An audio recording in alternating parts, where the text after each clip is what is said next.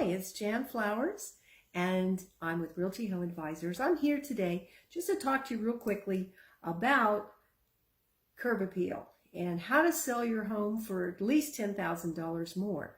So I think everybody I've ever met always wants to know, how can I sell my home for a lot more money? And there's some real key things that you really will want to pay attention to, and a lot of them are real simple to do, but sometimes we just get used to looking at our house the way that it is, and we don't really see our house in the way that a new person will.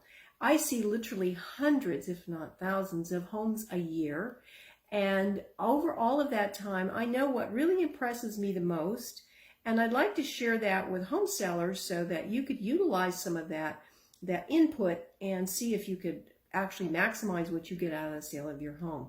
So a special offer I am offering actually to give a free consult if you like, to come out to your home, take a look at it, and give you some free pointers on exactly what it would take to get the absolute maximum that you can get when you do put your home on the market. Obviously, there's no obligation, but it's also some really good tips that I can offer. So one of the first things that I notice when I'm walking out of the car and going up the driveway, careful I don't trip over your garden hose, that would be terrible. So we want to get rid of anything that's in the way of getting up to the front door. And truthfully, your front door is the welcome point of your entire home. So take a really good look at that. Make sure it's clean, no spider webs and bugs, and the little door thing there isn't grimy, like it gets. No handprints, any of that. Get rid of all of that. You make your front door look absolutely gorgeous and inviting. Get rid of that old Christmas wreath, anything that is really not the best that you could offer. That tells me so much about someone's home when I'm standing at the threshold waiting for them to open it up. The other thing that I see a lot too is sometimes people forget what they've left hanging around the front door, and some weeds and things. Use a nice pop of color and throw some nice mulch on top of it if you have to, just to get rid of that, anything that looks sort of not that well taken care of. It's just a cheap fix, but just to keep it from spending a lot of money. The other thing too is when I walk into a home, I want all the lights on, all the blinds open. I want to see the home, every part of it. And light is really, really important. Dark corners and dark anything is really a turnoff.